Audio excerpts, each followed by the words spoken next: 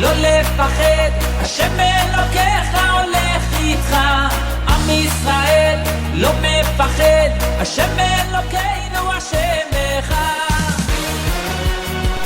Bonjour à tous et bienvenue dans votre émission du vendredi l'univers de la Yeshiva. Ce matin nous allons parler d'une question tout à fait importante, celle de la vérité absolue sur l'âge du monde. Alors sûrement vous êtes déjà posé cette question, toutes les conclusions scientifiques ou les généralisations peuvent être seulement probables à un degré plus ou moins grand selon les précautions prises dans l'utilisation de la preuve disponible, et le degré de probabilité va donc changer nécessairement à mesure que va augmenter la distance où se trouvent les conclusions, etc. C'est assez compliqué et tout cela ne nous donne pas en fin de compte la vérité absolue sur l'âge du monde. Alors déjà en se rendant compte qu'il ne peut y avoir de réel conflit entre une théorie scientifique et la Torah, c'est déjà un bon début. Alors on a le Rav Avraham Baruch Pesner qui est avec nous ce matin, qui va nous inviter à découvrir une vision beaucoup plus authentique sur cette question.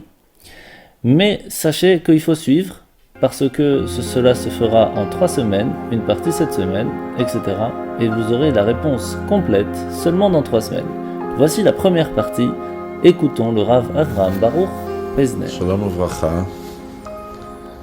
Nous allons débattre aujourd'hui un peu de l'âge du monde. C'est un sujet très connu, mais nous allons essayer de l'analyser d'un point de vue un peu différent. Comme tout le monde sait, il y a à peu près 2 siècles et demi, certains savants ou hommes de science, ou comme on va les appeler, ils ont commencé à dire que le monde a été conçu par une évolution. Il y avait plusieurs manières de l'expliquer. Lamarck, Darwin.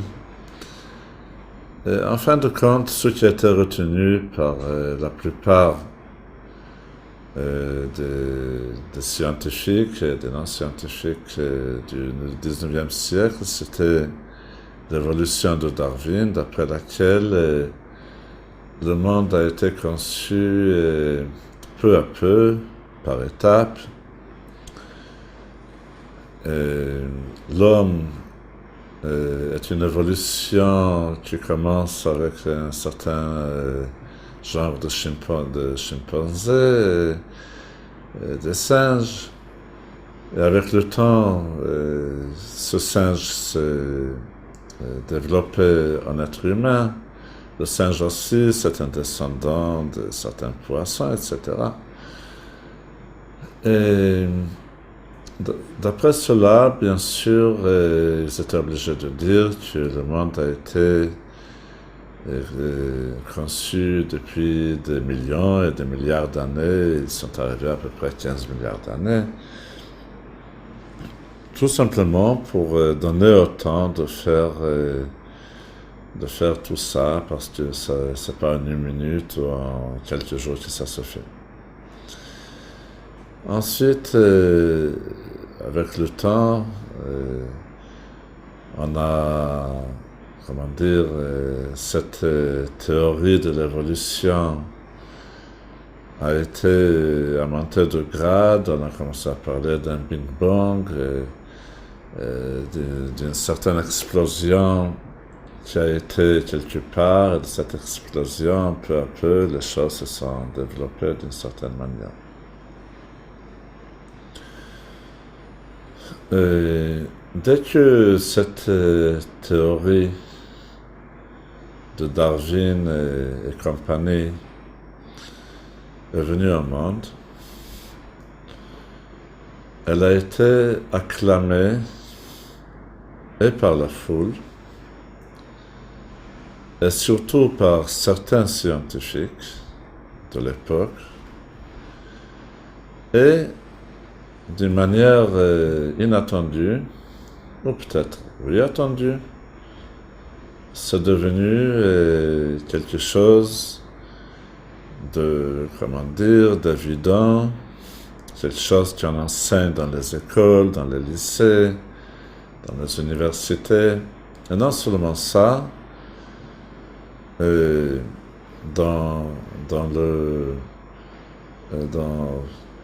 couramment, quand des gens parlent, on parle de ça comme d'une chose évidente, comme d'une réalité, que le monde existe depuis des millions, des milliards d'années, qu'il a été conçu par un processus d'évolution. Inutile de dire que c'est tout le contraire de ce qui est écrit dans la Torah, que le monde a été créé en 6 jours ou en 7 jours, le 7e jour qui complétait ce que le monde manquait en repos. Donc 6 jours de création avec ce qui est écrit, ce qui est raconté, relaté dans le Chumash, dans Bereshit, avec les détails, qu'est-ce qui a été créé le premier jour, le deuxième, etc.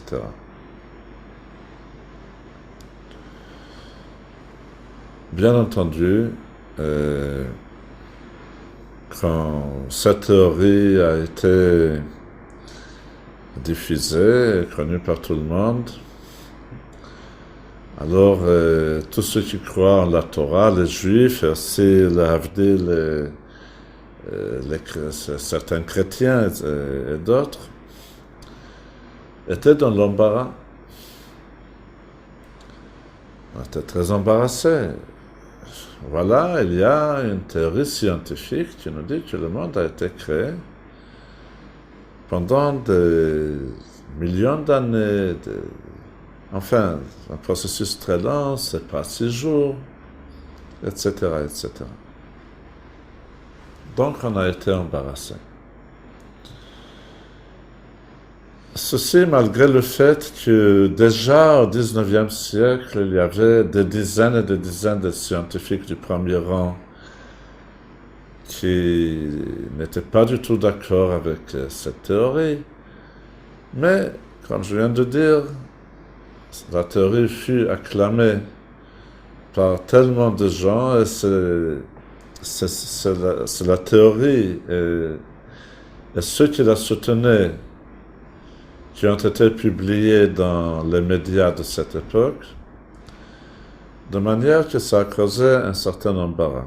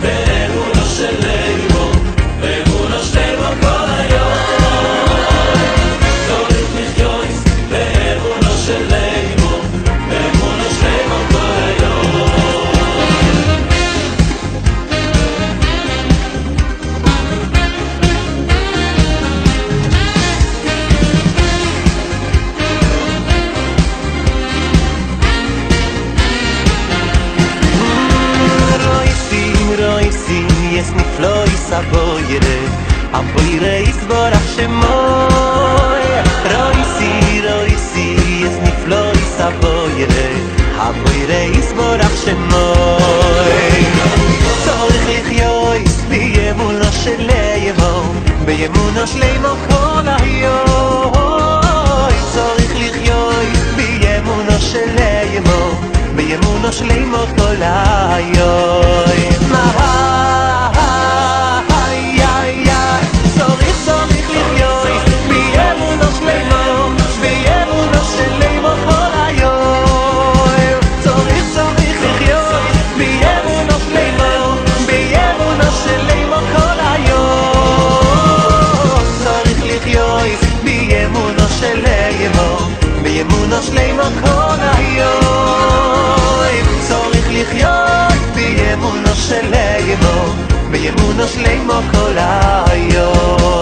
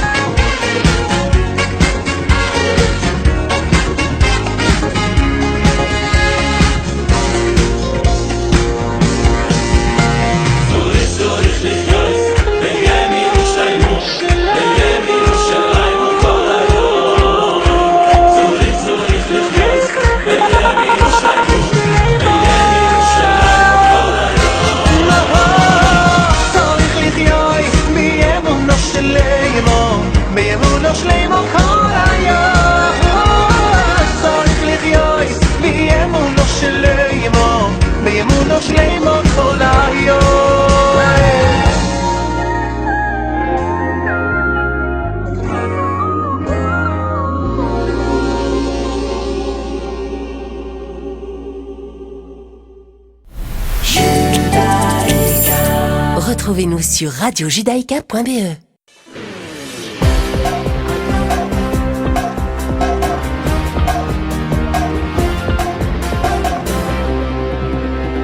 Nous revoilà sur Radio Judaïka. Nous sommes ce matin avec le Rav Avraham Baruch Pesner, sur laquelle nous avons cette question: la vérité absolue de l'âge du monde, la science et la Torah vont-elles ensemble?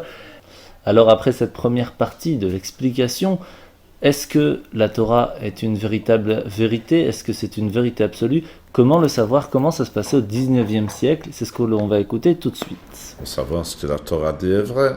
Alors on peut dire que depuis le 19e siècle jusqu'à aujourd'hui,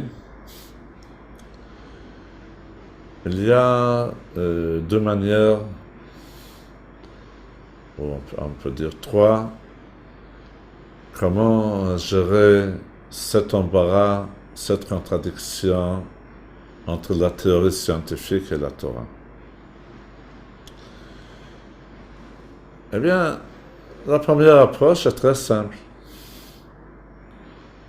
Voilà, c'est vrai, le monde a été conçu en plusieurs années, mais quand la Torah dit 6 jours, il ne s'agit pas de 6 jours de 24 heures, donc chaque heure a 60 minutes de 60 secondes, il s'agit des époques.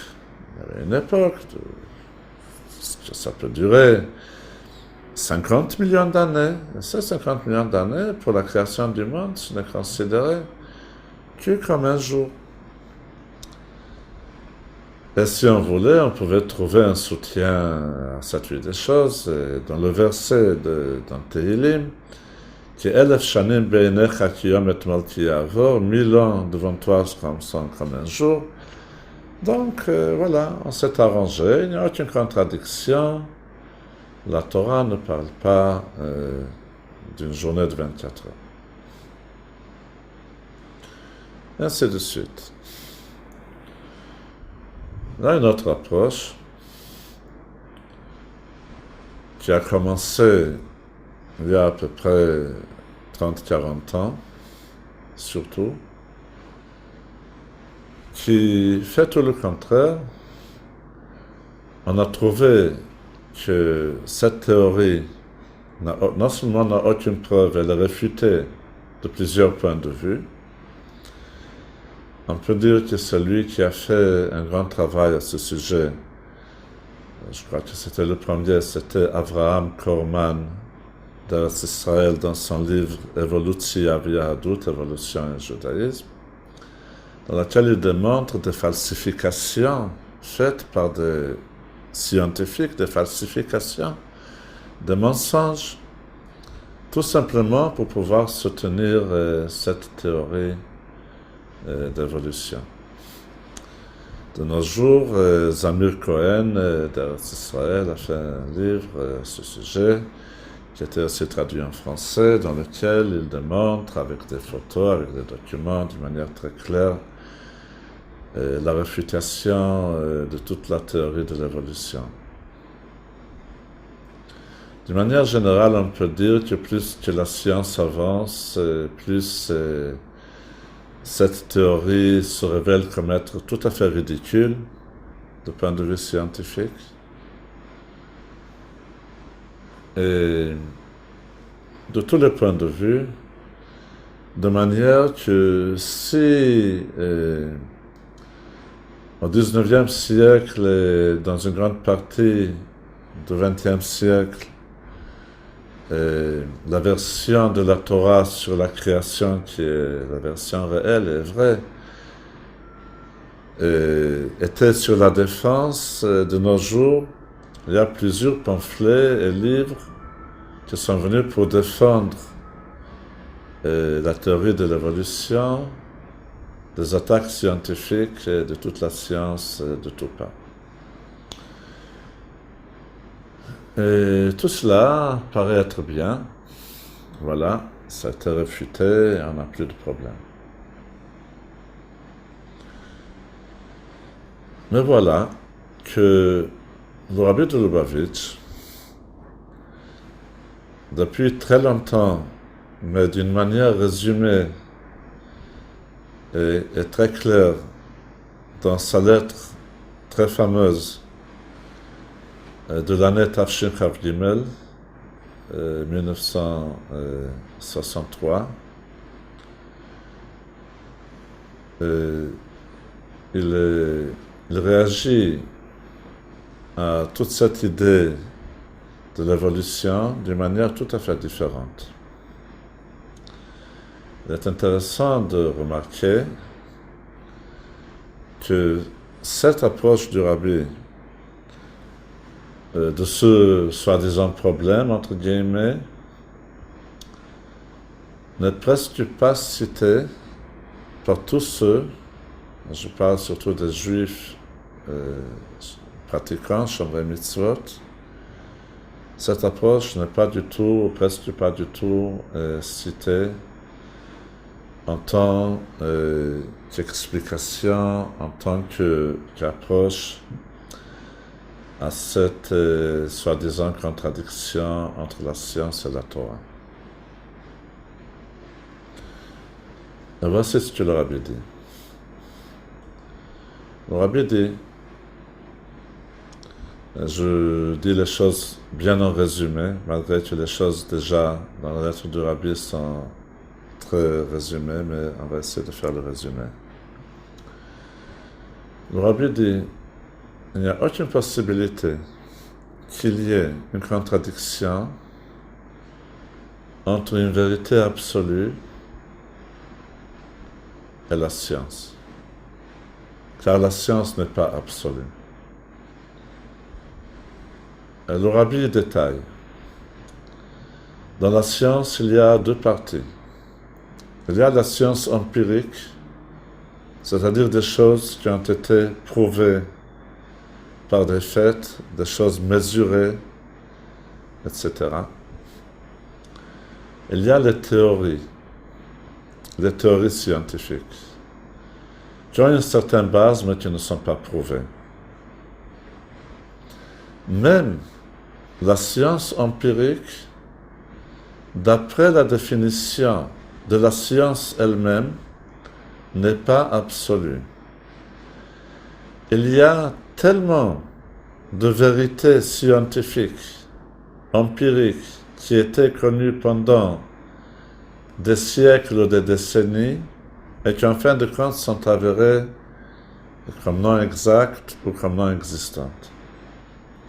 Donc, même la science empirique, face à la Torah qui est une vérité absolue, n'a rien à dire. La vérité absolue, quand la Torah dit, quand Akadosh Baruch Hu dit dans sa Torah, d'une manière absolue, voilà, la création a été de telle manière, car je l'ai faite moi, et je vous raconte comment je l'ai fait.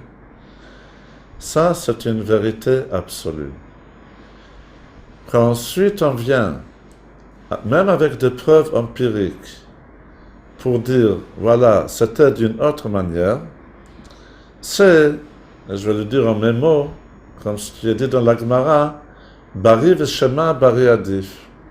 Quelqu'un dit à l'autre, peut-être je t'ai prêté de l'argent, je ne me rappelle pas exactement, peut-être je t'ai prêté de l'argent. L'autre dit, mais pas du tout. Ou c'était le contraire. Alors la Gemara dit, celui qui est sûr de lui, il est plus fort que celui qui a des doutes. Et la science, même la science empirique, s'appelle quelque chose et considéré, défini par la science elle-même, comme une idée douteuse face à la vérité absolue de la Torah. À plus forte raison qu'ici, en ce qui concerne l'évolution, il ne s'agit pas d'une science empirique, il s'agit tout simplement de théories. Et le Rabbi entre dans les détails, dans des théories même. Il y a des théories plus vraisemblables, il y a des théories qui tiennent très difficilement.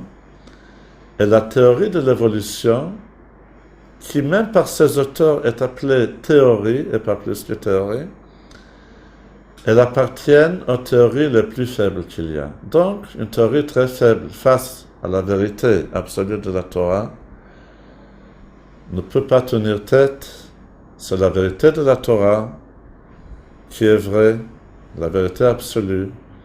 Nous n'avons pas à être embarrassés par des théories et même pas par la science elle-même.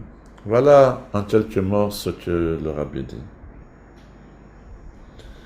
Et Bezrat Hashem, dans le cours prochain, nous allons un peu développer la signification de cette approche, qui est d'ailleurs une approche non seulement en ce qui concerne l'évolution, mais une approche générale entre tout ce qui peut être considéré comme des contradictions entre la science et la Torah. Nous allons, Bezrat Hashem, le voir dans le prochain cours, et à bientôt.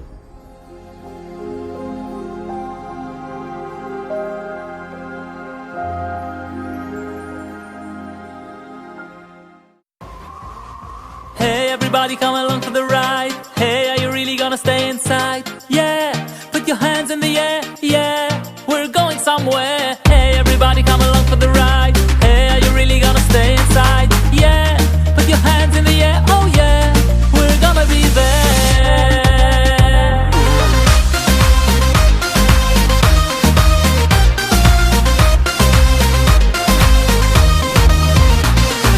Life is tough, times are rough. So much stuff is going on. Leave it to Hashem, He's the one in control. Tensions high, pressure rise. You can leave it all behind. Let a new dimension take hold. Feel a different beat, yeah. Springs under your feet, yeah. Troubles melt like snow.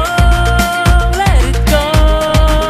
Oh, hey, everybody come along for the ride. Hey, are you really gonna stay inside? Yeah, put your hands in the air. Somewhere, hey, everybody come along for the ride. Hey, are you really gonna stay inside? Yeah, put your hands in the air, oh yeah, we're gonna be there.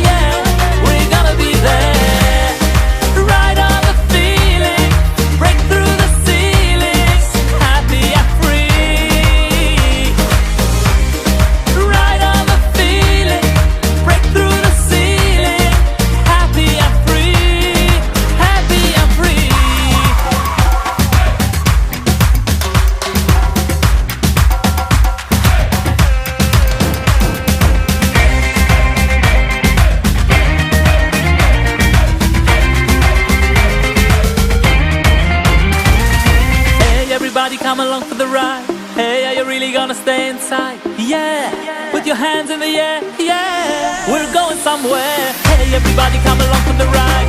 Hey, are you really gonna stay inside? Yeah, put your hands in the air, oh yeah, we're gonna be there. Ride on the feeling, break through the ceiling, happy and free. Ride on the feeling, break through the ceiling, happy and free. Hey, everybody come along for the ride. Hey, are you really gonna stay inside? Yeah, put your hands in the air, yeah, we're going somewhere. Hey, everybody come along for the ride. Hey, are you really gonna stay inside? Yeah, put your hands in the air, oh yeah, we're gonna be there.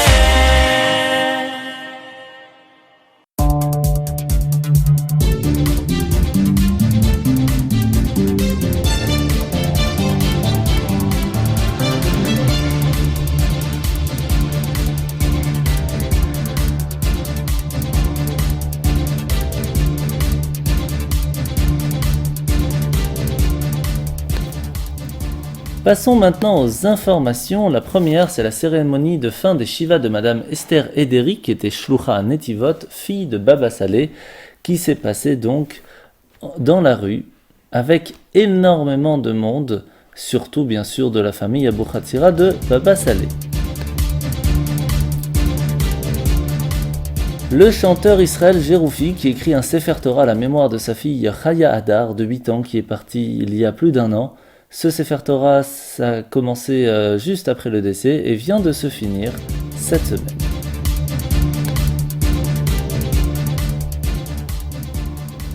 Corée du Sud, le Bet Rabbad de Séoul est un lieu privilégié, pas seulement pour les Juifs, mais également pour de nombreux Coréens. Bien que la communauté juive en Corée du Sud soit petite, il existe un Bet Rabbad à Séoul.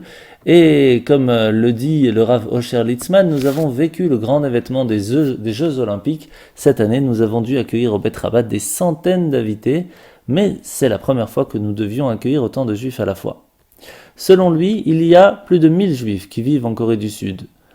La plupart sont des militaires américains, des professeurs d'anglais, des diplomates, etc. Et ils s'occupent d'eux chaque jour, en attirant plus de 50 personnes à peu près pour le Shabbat, ainsi que plus de 200 personnes au moment des autres saisons. Et il rajoute qu'aujourd'hui le Bet Rabbad sert de centre d'accueil non seulement pour les juifs, mais aussi pour les non-juifs. Il y a beaucoup de Coréens qui viennent ici tous les jours, dit-il, et ils veulent apprendre le judaïsme, acheter de la nourriture cachère, poser des questions, recevoir des conseils, et bien sûr, il les invite à venir quand ils veulent pendant les jours de la semaine.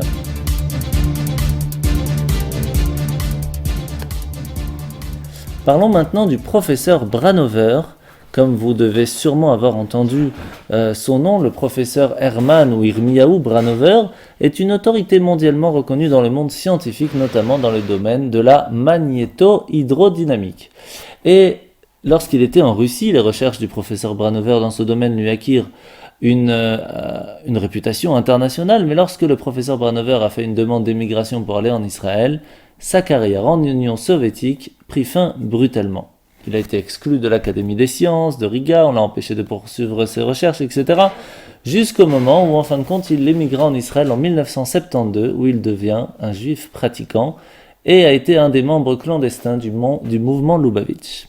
Après avoir fait son aliyah, le professeur Branover a continué, bien sûr, à être invité à participer à des conférences pour faire la différence ou le lien entre la science et la Torah. Énormément d'étudiants des universités du monde entier qui étaient particulièrement intéressés d'entendre un scientifique de renommée internationale réconcilier en fin de compte la croyance en la Torah avec les prétendus conflits suscités par la science moderne.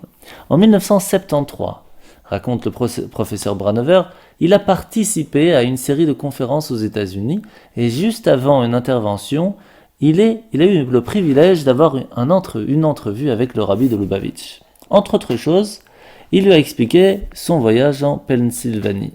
Le rabbi lui a dit « Pendant votre séjour là-bas, prenez contact avec un professeur qui réside là-bas et qui s'intéresse beaucoup au domaine que vous étudiez. Lorsqu'il va pour rechercher cette personne qui travaille aussi la magnéto-hydrodynamique, il ne connaissait personne. jusqu'au moment où il trouva en fin de compte le professeur Wissanier, qui était un véritable érudit en matière de magnéto-hydrodynamique, qui lui dit dans 10 semaines, il y aura une convention extraordinaire à l'université de Stanford. Est-ce que tu veux être dans la liste des intervenants ?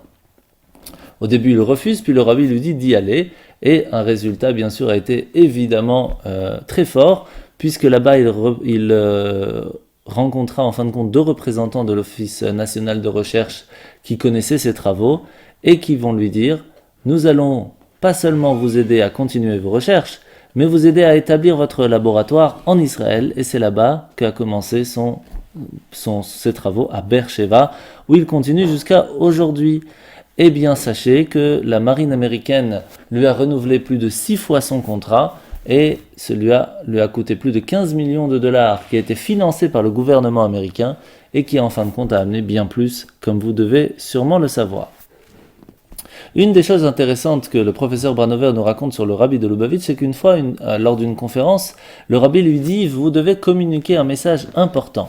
Dites à vos collègues qu'en tant que chercheur dans le domaine de l'énergie solaire, vous encouragez chaque juif à imiter le soleil. » Alors le professeur lui pose la question « Mais pourquoi spécialement cette étoile ? Il y a des corps célestes bien plus grands à côté duquel le soleil est minuscule, même encore le trou noir qui est encore plus fort. » Le rabbi lui explique que le trou noir sont de puissantes sources d'énergie. Mais la différence, c'est que l'énergie est dirigée vers l'intérieur.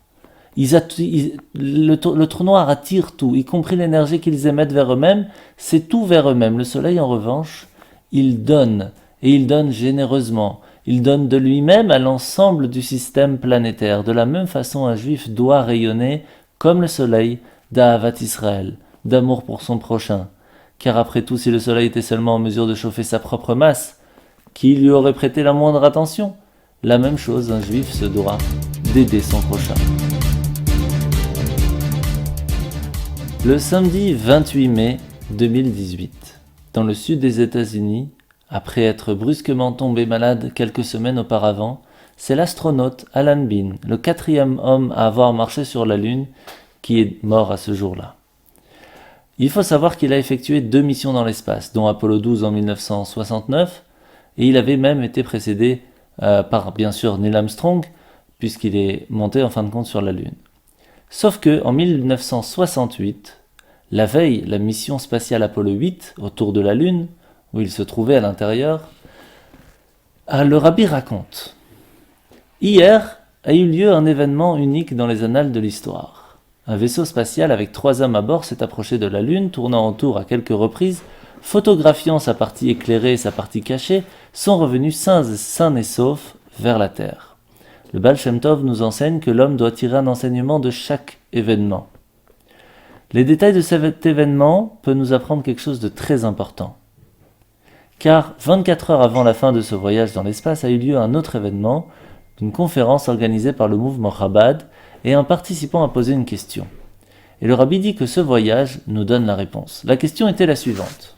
Je ne comprends pas pourquoi, d'après la Torah, un homme qui mange un aliment non cachère devrait être puni de 39 coups de bâton, alors qu'à son avis, si un homme ne veut pas manger pas cachère, s'il veut pas manger cachère, ça reste son affaire personnelle, cela n'engage que lui. Pourquoi la loi juive devrait interdire les actes qui pourraient porter préjudice à son prochain ou à la société, cela on comprend, mais pourquoi cela à lui-même aussi? Alors le Rav qui était à ce moment-là, qui dirigeait le débat, qui était bien sûr intrigué par cette question, comment expliquer à une salle remplie de jeunes élevés dans une Amérique libre et démocratique que la Torah puisse ordonner de punir une personne de 39 coups de bâton pour avoir accompli un acte aussi entre guillemets inoffensif que de manger un aliment non cachère? Et sur place il répondit que pour pouvoir exécuter un tel châtiment il fallait être en présence de 2 témoins, qu'il fallait lui dire auparavant que c'était interdit, etc. Qu'il y avait beaucoup de conditions qu'en fin de compte cela n'était jamais arrivé. Mais cela ne répond pas à la question. Le rabbi explique alors que nos sages vont nous enseigner que chacun doit considérer que le monde a été créé pour lui. Le Rambam, Maïmonide, nous précise que l'homme doit se considérer comme étant à moitié méritant et à moitié coupable. Et il en est ainsi également pour le monde entier. Une seule transgression peut faire pencher la balance et entraîner l'homme et le monde entier du mauvais côté, et une seule mitzvah peut en revanche faire pencher l'homme et le monde entier du côté du mérite et entraîner ainsi le monde vers sa délivrance. Spirituellement, il faut comprendre que manger un aliment pas cachère n'est pas un acte inoffensif, ce n'est pas un acte privé. Toute la création est dépendante de chacune de nos pensées, de nos paroles et de nos actions, pour le meilleur ou pour le pire. Est-ce qu'il n'y a pas un plus grand crime que celui d'un homme qui, sciemment, nuit à son entourage, sa famille ou la société tout entière pour la simple raison qu'il désire manger un morceau de viande taref plutôt que cachère? Et c'est cela que le rabbi a voulu expliquer. Si l'un d'entre eux, de ces astronautes, qui était à ce moment-là parti pour une mission très spéciale, très dangereuse, aurait été en désaccord avec ce régime dictatorial, qu'il aurait fallu exactement manger telle quantité, combien de temps dormir exactement, dans quelle position devait-il se maintenir et quelles chaussures devait-il porter, si une personne était en désaccord avec un seul détail de tout ce que les astronautes devaient faire, qu'est-ce qu'on leur aurait dit? On leur aurait dit que cette mission a coûté plus d'1 milliard de dollars, une somme qui inspire un grand respect. Et puis en plus, cette somme n'appartient pas aux astronautes, mais au gouvernement américain. Et lorsque l'on dit à quelqu'un que son comportement met en jeu plus d'1 milliard de dollars, bien sûr qu'il va faire tout son possible pour exécuter tout ce qu'on lui dit, et dans le détail. En plus, il n'a absolument aucune idée de ce qui se cache derrière les instructions que les scientifiques, eux, après de nombreuses années de recherche, ont réussi à comprendre. Il est prêt à accepter sans discuter cette intrusion dans sa vie privée. Eh bien, c'est la même chose avec le monde. Que dire si l'enjeu n'était qu'1 milliard de dollars? Mais là, on parle de la création tout entière. Cela nous fait comprendre que accomplir une mitzvah, c'est un petit pas pour l'homme, mais un pas de géant pour l'humanité. Bonne nouvelle, 5 pièces de monnaie juives rares découvertes sur le mont du Temple. Sachez que les pièces de monnaie frappées par la province juive autonome du premier empire perse à la fin du IVe siècle, eh bien attestaient l'existence d'une vie commerciale et administrative dans et autour du second temple et du mont du Temple. Ce sont les premières pièces de monnaie jamais mises par les juifs, dit le co-directeur du projet, ajoutant que les pèlerins convertiraient leurs dîmes en pièces. 5 pièces rares ont été retrouvées, 3 en parfait état et 2 usées, où dessus était gravé le mot Yehoud dans l'ancienne écriture hébraïque et sont parmi les premières frappées par les juifs. Une très très bonne nouvelle, la conclusion de l'étude du Shas, du Talmud complet par 2 Bachurim de la Yeshiva Chabad de Migdal HaEmek. Il faut comprendre que pour pouvoir finir le Shas, tout le Talmud, c'est quelque chose qui prend des années, beaucoup de compréhension, beaucoup de concentration, énormément de temps, et cela a été fait par 2 jeunes de la Yeshiva Chabad de Migdal HaEmek qu'on peut vraiment leur tirer le chapeau. Et on va finir avec le Ani Maamin, le Rav Zev Stifiel, le chaliach en Slovaquie, qui est parti dans l'ancienne synagogue de Wrobove et est arrivé là-bas en Slovaquie pour chanter le Nigun de Ani Maamin. Écoutons-le.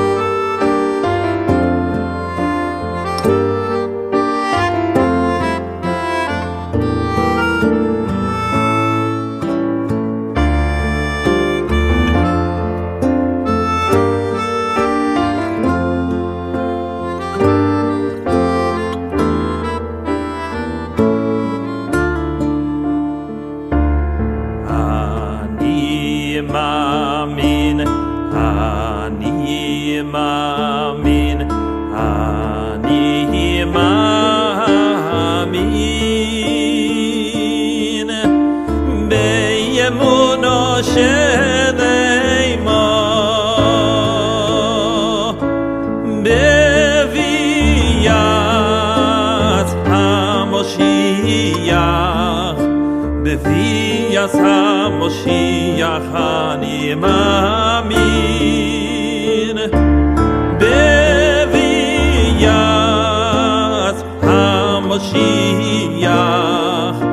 bevias ha-Moshiach ani maamin ani maamin ani maamin oy ani maamin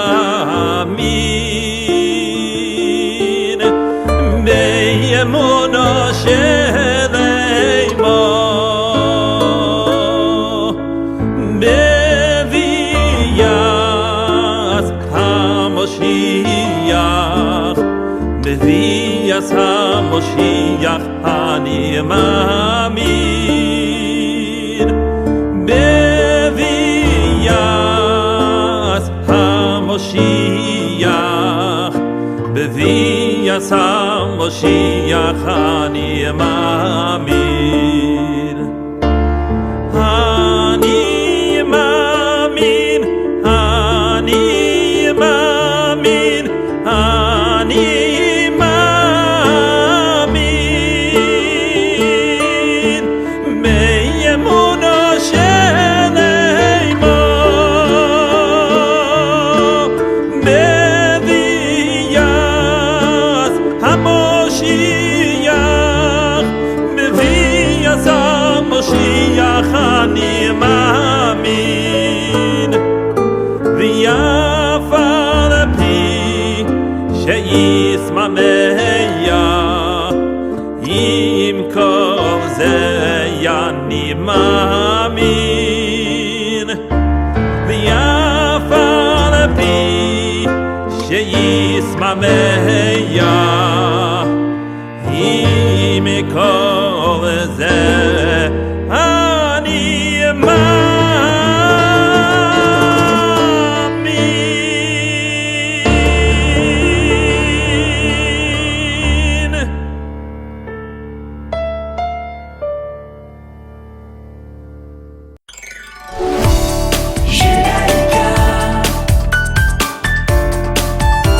Judaïka 90.2 FM.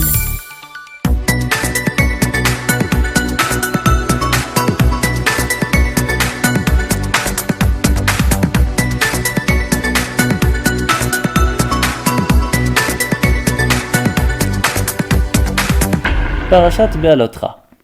Nous sommes ce matin dans cette paracha très importante où il est commandé à Aaron, le grand prêtre, d'élever la lumière dans les lampes de la Ménorah. La tribu de Lévi est initiée dans le service du sanctuaire, et c'est un second Pessah qui va être en fin de compte instauré en réponse à la requête de pourquoi serions-nous lésés. Vous imaginez bien que si quelqu'un a raté de faire Kippour, c'est trop tard. Il devra attendre l'année d'après. Quelqu'un qui a raté Rosh Hashanah, c'est la même chose. Sukkot, Simchat Torah, quand c'est raté, c'est raté. Eh bien, Pessah, non. Pessah, quelqu'un qui a raté, peut encore le rattraper un mois après. C'est ce qu'on appelle le Pessah Sheni. Et vous savez pourquoi ? Parce que les Juifs ont demandé. Pourquoi serions-nous lésés ? Nous voulons nous aussi offrir le sacrifice pascal. Nous comprenons que si une personne demande à faire Teshuvah, demande à vouloir se rattraper, il peut sans aucune limite se rattraper. Le peuple en fin de compte est mécontent du pain céleste, de la manne qu'il va recevoir, et exige à Moshe de lui procurer de la viande. Ils vont donc recevoir la caille, qui va les rendre malades pendant un petit moment. Moshe va désigner 70 anciens, à qui il va transmettre une émanation de son esprit, pour l'assister dans la pesante tâche de gouverner le peuple. Myriam va finir cette paracha en parlant négativement au sujet de Moshe, et sera punie de la lèpre. Moshe prie pour sa guérison, et la communauté tout entière attend son retour pendant 7 jours, avant de continuer leur voyage.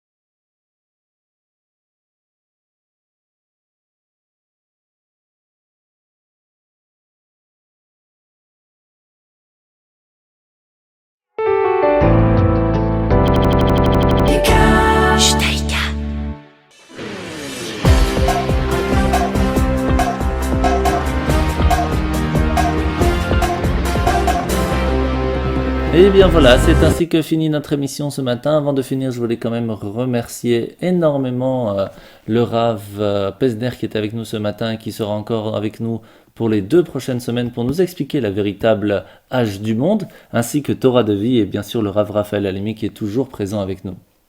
Une autre chose, je voulais remercier aussi toutes les personnes de la Yeshiva qui ont participé au financement de la fête de Shavuot qui s'est passée magnifiquement bien. Nous avions, Baruch Hashem, beaucoup de gens qui sont venus écouter les 10 commandements et on le remercie énormément.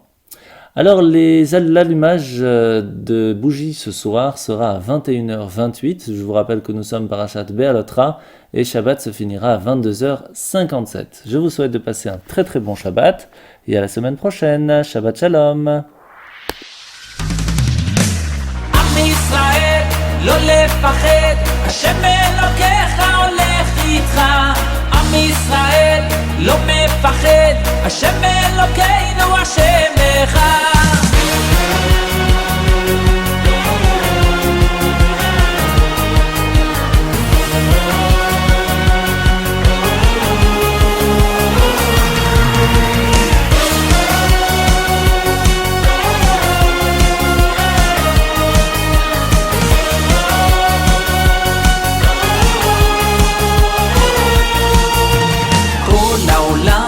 גשר צר, והעיקר לא לפחד כלל, ומלמעלה הוא שומר, צר ואויב לא יתקרב, אח לאח ויד ביד, ישראל זה עמך, ומלמעלה הוא עוזר, שומר שומר ישראל. עם ישראל לא לפחד, השם אלוקיך ישראל לא מפחד, השם אלוקינו השם אחד. עם ישראל לא לפחד, השם אלוקיך הולך איתך. עם ישראל לא מפחד, השם אלוקינו השם אחד.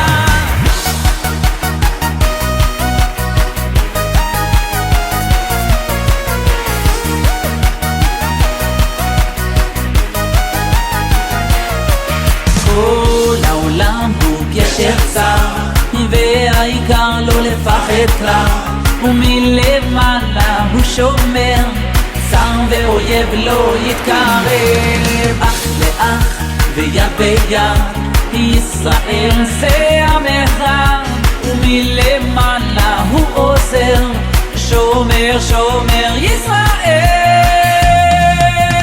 עם ישראל לא לפחד, השם אלוקיך לא מפחד, השם אלוקינו השם אחד. עם ישראל לא לפחד, השם אלוקיך הולך איתך. עם ישראל לא מפחד, השם אלוקינו השם אחד.